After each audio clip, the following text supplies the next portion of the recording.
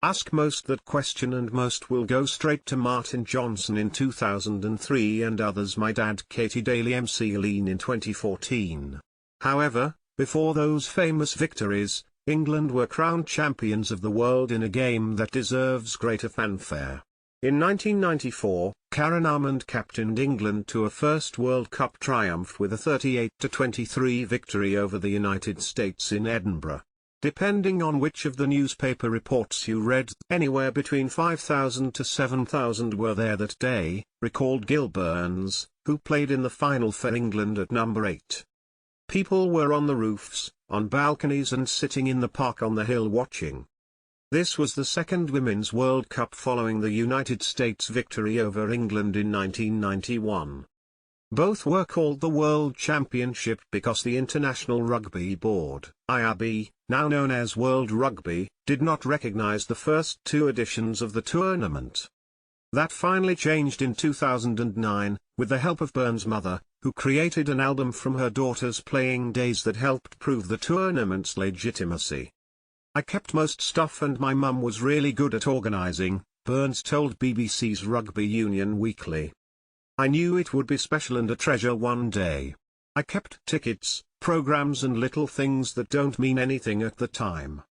England were nearly denied the opportunity to avenge their 1991 final defeat after the IRB prevented the Netherlands from hosting the 1994 competition, as problems with global recognition continued.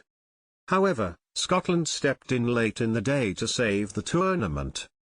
Thank goodness for Sue Brodie and Sandra Colamartino and the women's players who said we need to save this World Cup, Burns added. We were so lucky to be able to fulfill that dream of going to another World Cup and facing the United States, who we knew we could beat, and we will forever be in the debt of those girls who made it happen. With the tournament confirmed, travel, food and accommodation had to be sorted by the players and staff themselves because of the amateur nature of the sport. It was wonderful to be an England player, said Burns. But it was professionalism with a small p. Giselle Mather, who played at centre in the final, was a teacher at Orleans Park School in Twickenham and remembers raffle tickets being advertised in her school assembly to help fund the travel and accommodation. It was incredible. The kids came in the next day with their parents' ticket money so we could afford the trip, Mather added. The last assembly before I left there was so much support for me. I was given time off to go and massive support.